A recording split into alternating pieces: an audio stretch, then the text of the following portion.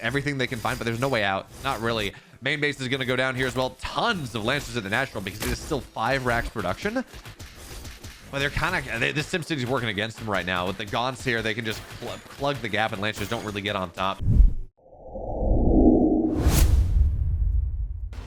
Yep, right in the red. He is the red Vanguard player. It's Adonminus.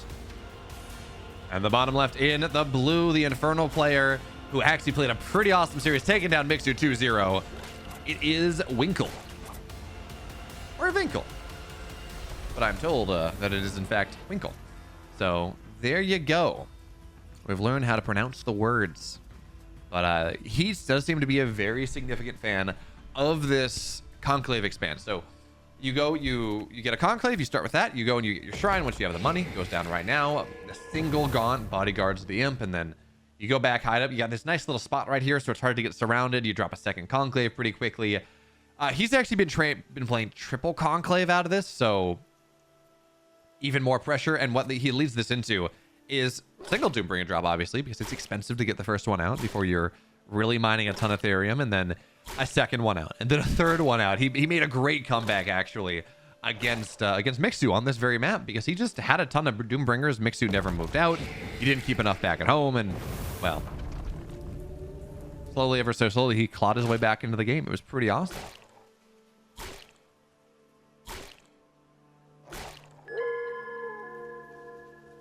Torshok Sylvester asks, is there any mid to late game right now? The big tourney had none of it.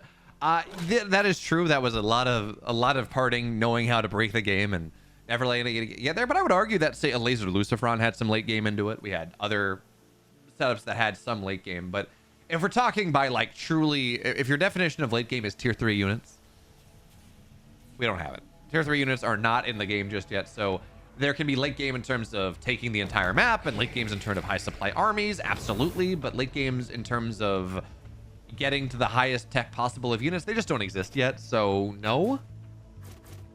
The answer, I guess, is yes and no. As for now, of course, there's this gap on the third base, or on the rock, or on the trees, I guess, on the third side. They're gonna try to go and take the speed camp, but this is something that we're seeing a lot of Vanguard players do right now. Is they open with this single Lancer, they open with the Scout, and they're just trying to put pressure on these first couple Gaunts.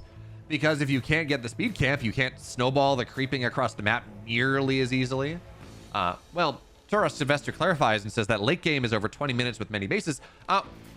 Winckel and Mixu, excuse me, game 1 went to 25 minutes and every base on the map was taken. In Tank 0 last week, we had a couple pretty awesome late games where every base on the map was taken. So, and 17 to 20 minutes. Although, you know, if we're talking like from a StarCraft perspective, I would argue that late game starts before 20 minutes. I would say that late game is kind of anything really 12 to 13 minutes on, depending on the game. And of course, this game, doing direct one-to-one comparisons is a little awkward. You can't really do it. But I would say late game starts before 20 minutes. I think that's probably pretty fair. And yeah, I don't even know that I would call the Dragon tier 3. No, Dragon's not tier 3. Dragon's not gated by any...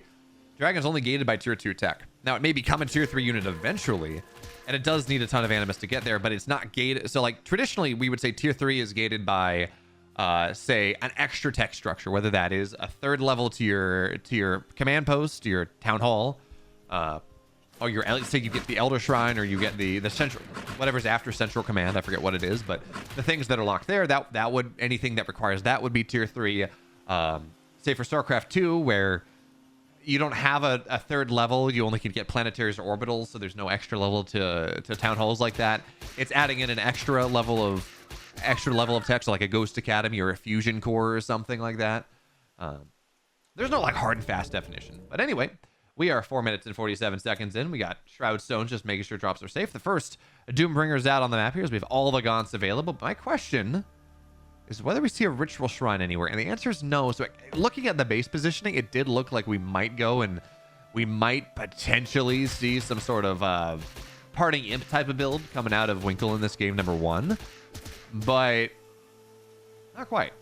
Not just yet. Instead, it's just going to be this heavy macro setup, drops to keep things back. Now, Hornets are on the other side of the map, and remember, nothing in Vanguard has recall. But this is the closest that you can get to really recall without having recall with return to hangar. So for now, we're going to see the Shroud Stone go down. And, well, Gaunts are going to try to respond to this. And it's funny. Well, actually just going to be return to hangar because the drop shows up on the other side. And that forces them back. So that by itself, that pressure is really, really nice. It's going to be a recall back home. There we go.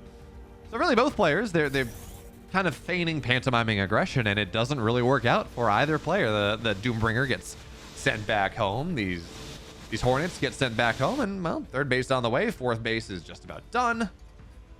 Game goes on. Really not a lot of damage on either side.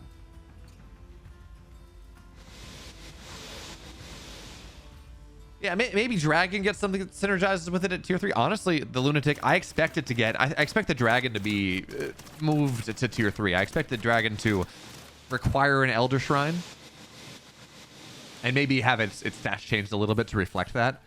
But right now, of course, there is no tier 3, and they wanted to put the Flayed Dragon in the game. So it's a tier 2. Tier 2 with a very expensive cost. 300 Animus takes quite a while to get to. You have to kill literally 300 supply, or what is that? 250 supply if you're on Shroud? What is 300 divided by 1.5? It's like 200. Yeah, no, it's 200. Yeah, 200 supply killed on Shroud, 300 off Shroud, something like that.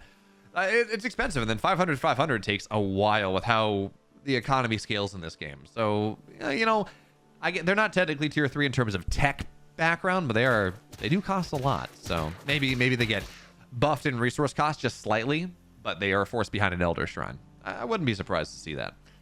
Anyway, Fiend, of course, checking to see if there's a fourth base on the way for our Vanguard player. And Adonominus, by the way, just got off another series against MSRM. And I don't know how that game went. Certainly not. I can tell you it was a long series, which maybe that's going to tell us something about how Adonminus plays this setup, how he plays Vanguard, playing a little bit more defensively right now. I mean, they're two Shadowfly or two Shroud Stones. You're not really going to go and push into that one all that easily. So scouts the Fiends out, trying to maybe chase them down. And certainly the vision camps make life a lot easier here for our Infernal player, just figuring out where the Hornets are going to be. But for now, we will see these Fiends go down. One thing I'd like to see, and it feels like we're missing at the moment, is this is a 3-base Vanguard, a 4-base Infernal. I would not be surprised to see this 5th base get, or probably this 5th base, let's be real, get taken pretty quickly. A Hell Portal should open up, sucking the ship down with open area back home, busting down the ship coming out of a Hell Portal. I'm not sure what that means, the Lunatic, but I did see someone in my YouTube comments yesterday, 2 days ago, talking about how they think that a kind of a Nidus play, but a one-directional Nidus. So like literally a Hell Portal that you go into and it pops you out and it's gone. Would be pretty cool. And honestly, it might be a little broken just with how slow things move for the most part, but it'd be kind of cool, right? That's a lot more balanced than a Nidus that you can kind of go through both ways. But if it's you get a building that opens up a Hell Portal, you put stuff, it lasts just long enough, it's only one way, and then it goes on a long cooldown. That'd be pretty cool, especially if you can kind of use it and a unit can only enter each side of it once. So you can use it to save units, to like, you drop the Hell Portal down, units shuffle on through it, and you try to get as much out as possible. That'd be pretty awesome. Or you go and kind of do the opposite, where you can only enter on one side, only exit on one side. Honestly, I'm more of a fan of the former. I have this thought of kind of Abyssal, or of the Underlord hero in Dota 2, where the way their ult works right now is they drop a portal on the map, and you can go through it on both sides with a channeling time, and it only lasts for so long. But I kind of like the idea of that, but it's only one directional, so I can go and drop a portal on top of my army and try to save them. If they save the harass or something. That's a pretty cool idea. And of course, you'd probably want the portal to have some HP, so there's counterplay there. I don't know. That'd be pretty cool. Like, as a tier 3 structure, tier 3 unit. Not sure what you want to call it there. I'd be a big fan. That'd be pretty awesome. But anyways, for now, the game continues to move on here, and Adonominus is playing a very passive version of Vanguard. We saw Mixu in that previous series. Unfortunately, didn't work out for him all that well. When the dropship, when the Doombringer returns home, it should be a portal, not a blink. Yeah, that would be a beta part. That would be a placeholder particle effect, I think.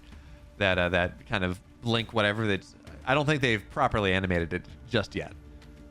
But look at what Adonominus is doing. This is a very different composition from what we've seen from Mixu, from what we generally see out of Probe, in that this is a lot of significant amount of Vulcans. He's got some medtechs behind, I'm assuming with Nanoswarm. And this army is very, very strong. It can be very hard to kill, certainly with what we have right here. Yeah, a couple Magmadons as well, so both players playing very differently. As now we're going to see Hornets. Well, there's going to be Nanoswarms, so these Hornets are not dying all that quickly whatsoever. Gaunts are going to pop their spell and try to run away, but the doombringers, one of them will fall down. Vulcan's getting set up right now, looking for the dash maybe, but not ready just yet. And then Nanoswarms are just keeping everything alive here.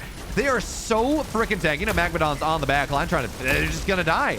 And this composition that Adonminus has built for himself, I mean, the imps want to explode, but there's nothing.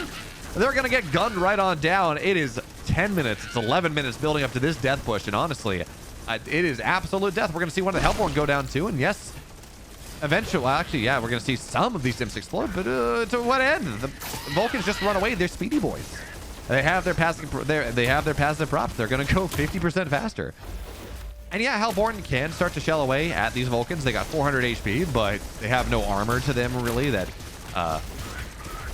there we go. They got 10 armor, right? So that's like 10% damage reduction, but nothing like what the Lancers have here. So yeah, Hellborns, they do 40 damage. They do for like 45 damage a shot. That they can knock these down fairly quickly. Explosions are really nice, by the way. But even still, this army, the healing is so strong, and we're going to see more Nanoswarms eventually get dropped on the rest of these Vulcans. And this tech is just not there. The problem is really, yes, we're starting to see some imps explode, but more has to get made. Shroud is no longer falling down. Shroud is no longer covering the field, and there is that. And oh yeah, I mean, this Lancer's dead. But these Vulcans, this ball of hey, look at that, man. Fiends get converted, they just dead immediately.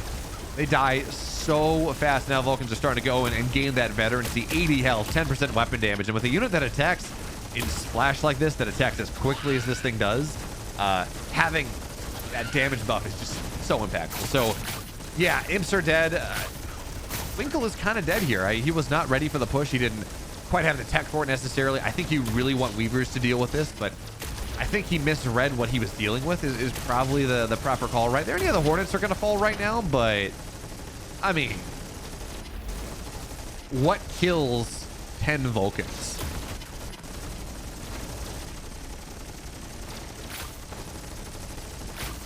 And this comp, once it gets there, it is very hard to fight. Absolutely. Adonminus, he takes game one because Vulcans are good units, and healing is also pretty good.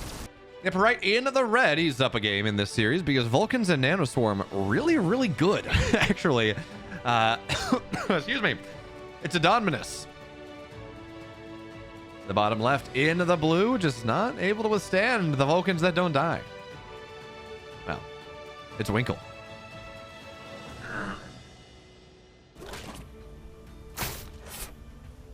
Oh no. Look at this carnage here. An imp goes down to the scout very early. And man, against good players, I know it is technically you should never lose an imp to the scout. It does not feel good. But against really good players, it feels so hard to not lose your scout. By the way, the fact that we are playing Titan's Causeway for map 2, can we talk about that for a second? Winckel choosing Titan's Causeway. I guess it is technically kind of a good Infernal map. If the game goes later, you can siege up this high ground position really nicely, and it's very hard for the Vanguard to take a fight. We saw Theory in, I think it was Theory in Probe? Game 3 from Tank 0, or like... No, it was Game 4. It was the finals, actually. Yeah, the Theory... The final game of the finals on Titan's Causeway was a pretty cool... This map turns pretty cool. I just think the natural needs to be a little bit more takeable. Probably. Now, the other thing, by the way, is that this map used to have healing fruit on it. The dogs could go and take advantage of. Now, they can't do that now, so this scout does have to be careful. As the vision camp, of course, speed camp taking bottom side, which is what you want to do. Now, vision camp as well. So, I like the rotations out of Winckel early on. It gives him a lot of pressure on the map. By the way, Hedgehog opening here, very cool. Depending on the Vanguard player you talk to, they're going to say, wow, Hedgehogs suck. There's no point to them whatsoever. They're horrible. And some people are going to say, yeah, it's pretty good. Hedgehogs are pretty solid units. And I kind of fall in the middle. I think against a very good player, they can be, or with a very good player, they can be oppressive, but you have to be really on top of things and against. Oh, look at that. Oh, and wait, I don't know who triggered this actually. I'm assuming it was Winckel that triggered the slow flower, which meant that he could get a little bit more damage to the hedgehog. It still won't go down, and you can retreat and repair, and it's gonna be fine. But it does slow things, and that was pretty cool. Does it still have heals MSRM? I could have sworn the number of games I played on this map, it feels like they don't have the healing fruit. So I could be wrong. As Shrine goes down to the natural, speed camp is going to get taken. So both speed camps now taken by our Infernal player. Because like generally, this map used to have like 4 healing fruits on this high ground platform. Here, and here. But those are certainly gone. Meanwhile, attacking the main base, trying to get on top of this double mech bay. Early on, hedgehogs have to kite away, and as they have to kite away from the base, that always is going to feel awkward because you have to run into reinforcements and you can't really repair. So more hedgehogs are going to be on the way. Bobs have to get pulled, and this is just getting a little bit awkward for our Infernal player. Gaunts do not die quickly to hedgehogs. They don't have the right damage type, or they don't have the right armor type, so that is not great. And while hedgehog has died off the bounce, second one is going to take some damage here, has to kite away, and it's not getting kited away for the time being. Fiends are now going to get converted. More hedgehogs are starting to pop out. Fiends, well, they're going to go down to the hedgehogs that are being repaired, and yeah, this is a decent hold, to be honest. Both these hedgehogs are very low, though. MSRM saying he took some in a game with, oh man, hedgehogs are trapped. There's no way out of it. Maybe they can get a gun on the outside. Maybe. It's gonna, no, it's not gonna live. That is unfortunate. When you're committing to hedgehog play like this, you really don't want to lose them, at least not without really good trades, and that is not gonna happen. By the way, look at this. This is a very fast ritual shrine. I don't even know where it is. Oh no, I guess the speed camp. Never mind. I was like, oh wow, Weaver's getting Reaper Rush that early. That's insane. Solid option against the hedgehogs, but kind of crazy. But for whatever that, I'm just blind. So just the speed camp, just the vision, or just the speed boost right there. But now Infernal's got a natural. Vanguard player only on one base, but I've seen this happen before, right? Where you push back, sure, the initial creeping is pain. Warlow asks if there are still many people in the closed beta. Everyone that has bought into the closed beta is still in the beta. Are you talking about number of games played? It's been pretty consistent, around 5,000 or so games a day being played ever since the, I mean, during the Next Fest period, it was like, I think day 1 of Next Fest period had like 60,000 games played, which is really, really good. Considering there's no tier 3, the maps are not great as of yet. It's only there's only 2 factions. But it's about consistently around like 5,000 games a day or something. So these hedgehogs are going to try to get on top. They're getting low, and good target fire means some of them will fall down. So even as this Shroudstone gets low, it does mean that for the moment the hedgehogs aren't going to really be able to make the break. But they're going to rotate north side. Obviously, this vision camp is dead. But what they want to do, the health. That's actually almost unfortunate. The health camp is there, and it's going to go, and it's just going to start to heal things up a little bit more. Now there's a Shroudstone on the north side. The question is whether we're going to be able to break through this. Hedgehogs do a lot of damage to Shroudstones. They really do burst them down pretty. I mean, it's dead. Look at that. Just very, very quickly. So Shroudstone gets manifested. That, of course, puts all these units on Shroud. And, well, the hedgehogs are back into a corner, but they're healing. They're going to out-heal any sort of infest play. So that's working out pretty nicely as they're coming out 2 by 2. And the Shroudstone is eventually, it's like a 30-second time where it's not all that great, but instead it's just going to get targeted down. And now you retreat back. Now the Shroud diminishes its range, and this advanced range you get from manifesting a Shroudstone is also going to drop down fairly quickly. Gaunts are starting to fall down. Shroudstone's getting low. And now the Shroud doesn't have the range it does either. So I really like how we're seeing Adonominus play this. Just dive in, fire all the shots, retreat back away, heal back up, don't die to the infest, and get your veterancy and do it again. And again, and again, and again, and again, and again, until the job is done. And this time it's going to be maybe a dead brute going down. Second one getting low, but won't fall just yet. Hey, there's a Gaunt. We'll take that one too. And look at again. All these low hedgehogs, they're not dying. There are so many of them right now. And honestly, the production's not really there anymore. Only 3 Gaunts. The bounces are good. And the hedgehogs do have to retreat back home. But look at this. Only 1 Shroudstone. Only 4 Gaunts. That is not enough to defend this well enough.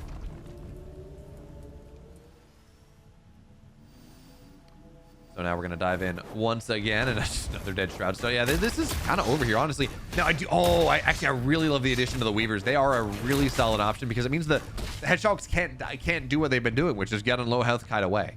So Weavers are out. They are expensive, but they are very tanky boys. And they're light units, which means hedgehogs don't really do bonus damage to them. So that is something. Oh, hedgehog gets out. Remember, by the way, hedgehogs, 230 HP, which means that they take they take like 55 damage off an abduct, 20%. So hedgehogs they're not like the best abduct target or lash targets in terms of being able to be bursted down, but they're not bad as one of these weavers. I mean, weavers are so expensive in this part of the game, only on 2 bases, only on 1 Therium patch.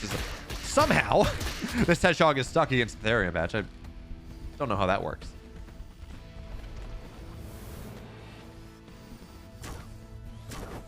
And the hedgehogs continue. Meanwhile, by the way, this is still an all-in.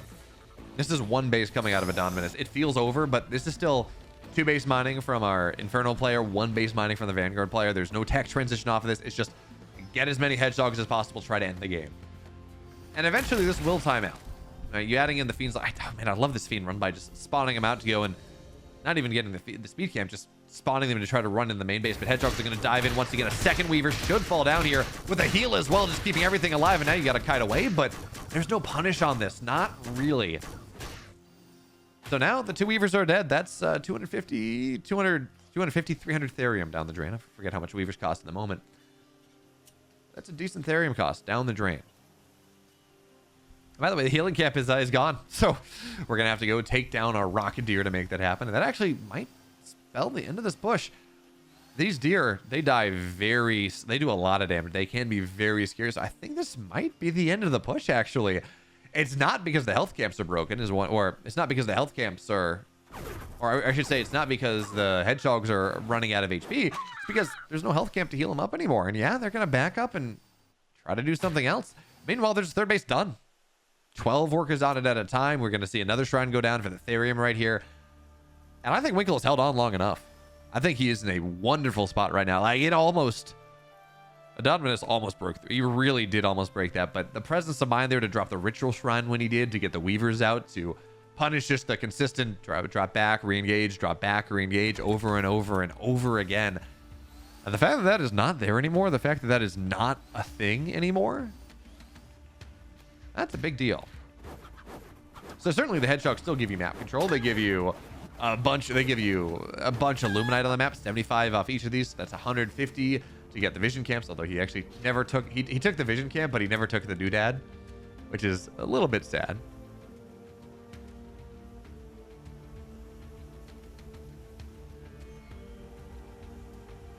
But now Adonominus out on the map once again. So the question now is, where is it? Oh, this is super cool. Look at that. He sold the mech bays to build a bunch of hangar bays, and these of course do have to be solar habitats. They're not right now. But he's moving into Mass Hornet behind this. And I don't know how much. I mean, it's still a ton. It is still just an abject ton of Gaunts right there. And yeah, you know, Hornets can fight. Sure. That many Gaunts feels really hard. Feels pretty hard. So Natural's done. The Fiend will fall. And the vision camp is gone, by the way. So that's a little bit less safety. Nox RTS, thank you for the follow. Welcome to the channel here. Glad you're deciding to join me on this Sunday. Man, it's Sunday already. Jeez. This Sunday afternoon, as we're going to see all the creep camps go down. Yeah, I want to say, I mean, this is a really solid spot for Winckel right now. It's not something where he can move out on the map super easily because you kind of don't know what the Vanguard transition is behind this. And that can be the problem for Infernal players in general, is that their scouting's really bad. But anyways, now we're going to see the shield get dropped down on top of all these Hornets. Infestation's going to drop. Sure, fine, but the hedgehogs for the most part are going to find their way on out of it. And all these Gaunts are somehow going to die. Okay. I really thought that was not going to be enough, but now the Hornets are here. They're going to... Oh, man, you have to return to hangar on those. They're so expensive. They are so much of your base, of your army at this point. And remember, these hedgehogs are not reinforceable. You cannot build them anymore. I mean, I kind of like the play, because what this means is now the Gaunt count is much lower. So technically your Hornets are going to be able to win the day, but there are very few Hornets. And these Gaunts, they continue to arrive. They continue to just do more stuff. And the fact that a Hornet died very early on this transition just makes it really hard. The fact that there's only one solar habitat makes this pretty hard. The Hornets are repairing back at home, so they're not able to fight. And yeah, our Infernal player has won this game. really a lot of pressure, did almost lose on multiple times, but at the end of the day, this is a game that is really... 3 Hornets will not defend this. I really don't think so. Yes, the repairs are nice, but... Lagons are starting to fall. The problem is, so are the Bobs. So is this natural, and I mean... Do the Hornets do enough damage to kill off all these... to kill off all the Weavers? I don't think so. Not nearly quickly enough, and more Gaunts are going to go over as units die. Hellspawn Resurgence is going to build you that much more production. I mean, we're looking at 6 Hornets.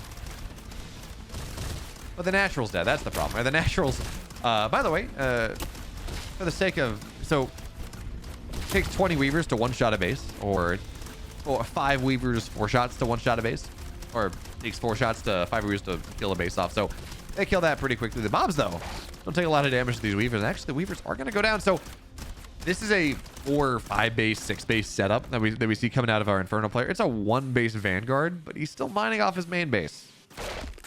And he has a lot of Hornets.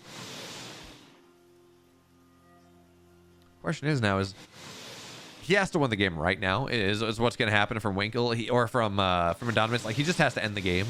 And he has to prevent the anti-air count from ever getting high enough. Now, do we have Shadow Flyer? Do we have Shadow Shrines anywhere? 1, 2, 3. God, Winkle's rich. Look at this. 3 shadows, Twilight Spires going down. 5 Conclaves going down. There's stuff everywhere. Yeah, the Hornets are not going to be enough. Even as they get shielded, even as they return to Hangar, even as they get their upgrades, they're not going to... There's no way there's going to be enough. They do not do enough damage. Eventually, we're going to have Shadow Flyers on the map, and Adonminus is trying. Kyrus asks, surely Infernal wins this. Kyrus, surely Infernal has won this at this point. Yes, Adonminus is still in the game, but he is dead. He is extremely dead. And there is just not a lot there really available at this point to make anything happen. I mean, look at this. This is 1 base, 2 base. Main base is mined out, sure. 1 base, 2 base, 3 base, Luminite, 4 base, Luminite, tons of Therium all over the place. And by the way, Adonminus, somehow his main base is not mined out. He does have his natural once again. And this is a significant sky fleet. Where's our army? Hey, Gajid, thank you so much there to the for the Prime Gaming sub. I really appreciate it. You're awesome. Thank you so much. I love, by the way, that we have tiny chickens on the map, and then we have big chickens that we kill, and somehow the tiny chickens don't defend the big chickens.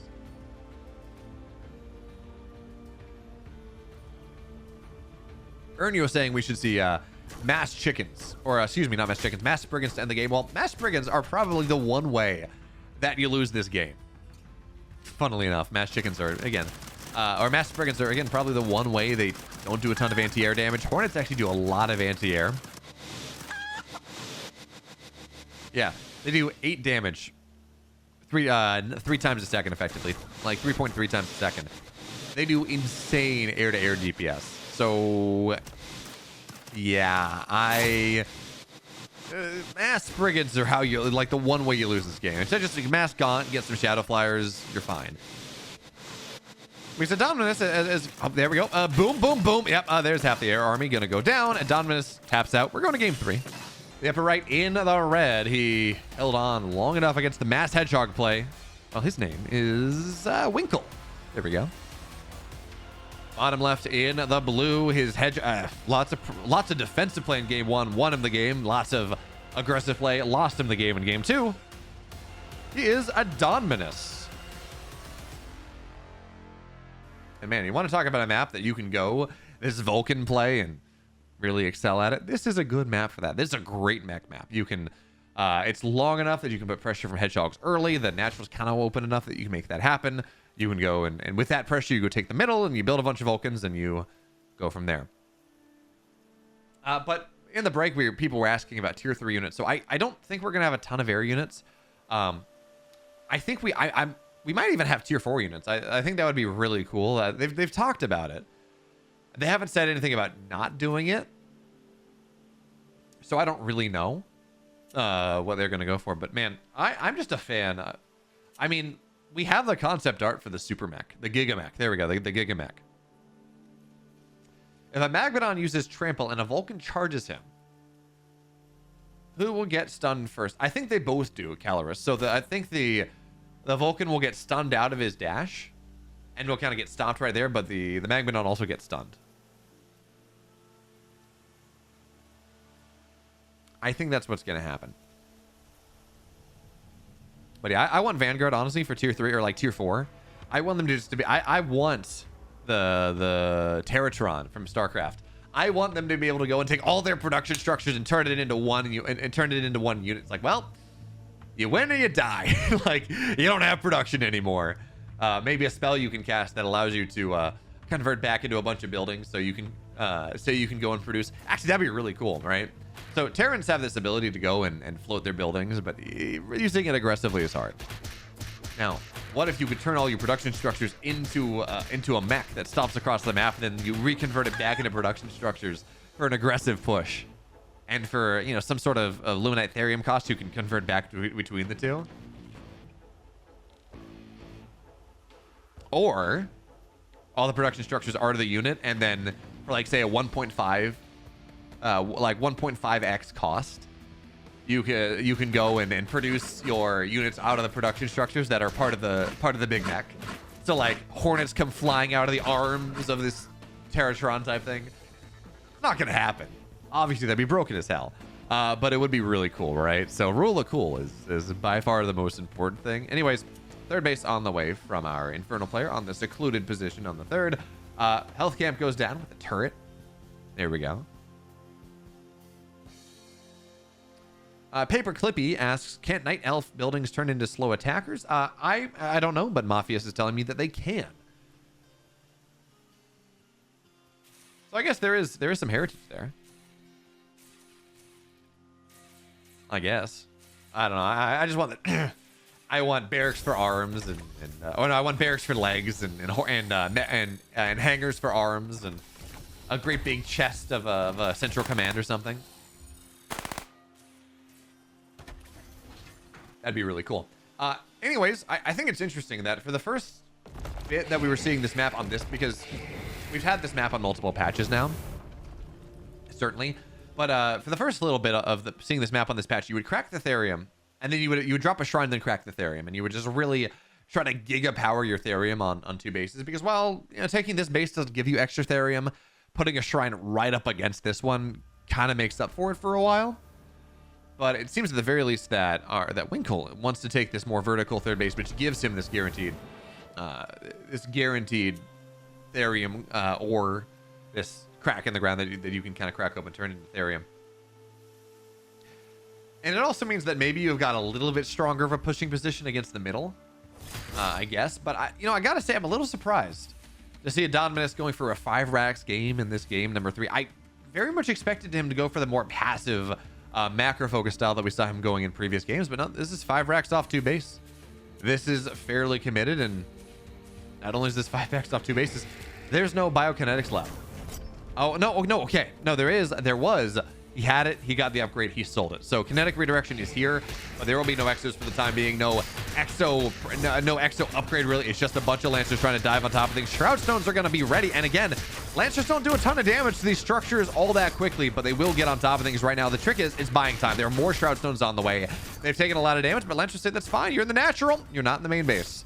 Let me get on top of your production. Let me get on top of your imps. Let me get on top of your income right now. And the question now is whether his opponent has been a little bit too greedy. Now double drop, 16 Gaunts onto the other side. So this is turning into very much a base trade. The imps are going to go down here. There's going to be a manifested shroud. So I actually think Lancers can't find their way out of the main base right now. They're trapped right in. And yes, they're killing everything they can find, but there's no way out. Not really. Main base is going to go down here as well. Tons of Lancers at the natural because it is still 5 racks production. But they're kind of, this SimCity is working against them right now. With the Gaunts here, they can just plug the gap, and Lancers don't really get on top. So it's getting a little bit awkward. You need maybe another round or 2 of reinforcements. On the main base, like, the production here is dead. Well, mostly dead. Won't go down just yet as a Lancers thinking about it. No, there are 5. Yeah, there are 5 Shroud Stones in the natural. They are trapped as they will ever be. So what you have is what you get. Now, Lancers are going to get on top of a lot of these Gaunts here, but they will start to fall down, and there's no healing. Right, there's no way for them to recover easily, so they try to dive in, make as much as possible, but the Fiends are just gonna die. We're now looking at 3 barracks instead of 5, and I honestly do like Winckel's position more. Yes, this greater shrine will fall. And yes, the production is done, but more of it is on the, well, actually that's a ritual shrine, a ritual chamber, so that doesn't matter. There will be more production on the way eventually, and there's no mining. These gaunts here are eventually going to knock down the next command post. The Bobs can't mine. Only 2 Lancers on the way at a time. They're going to try to dive on top of things, and they do get their passive procs, but you can bunker into this. You can dodge around. And now, well, Overcharge is going to have to get popped. This is the game right now for Adonominus. He has to win this right now on this Overcharge, or the game is just about over. And, well, he didn't win on it. He just pick up, run away. Lancers continue to go down, continue to spawn Fiends, and, well, 2 Lancers get out. Durholo asks, is there a way to improve scouting so these base trade scenarios can't happen anymore? I mean, yes, you can put units on the map, but really it's just the style that's being played, right? This is, if you're committing your entire army onto the other side of the map, your opponent can either attack into you, in which points it's a base trade, or they can defend. Like, there is, just because you are committing so much into this draw, you're inviting a base trade. It's just how it works. It's like playing Mutiling Bane, for example, or playing Mutiling against Protoss, where you have this army that's super mobile, but you're never really going to be able to take the fight, so you're inviting a base trade. Obviously, it's a little different, but similar idea. But yes, Mafia's asked, does Stormgate have different types of damage? Like, those Lancers deal so little damage to buildings. Yes, there are. We can mouse over this. I don't know if it's going to show, actually. No, it doesn't. Yes, different structures, different things have different armor types. It doesn't really show in the overlay just yet, but for example, yeah, okay, there we go. And Adonminus is dead. Winckel moves on to the finals. His base trade didn't quite work.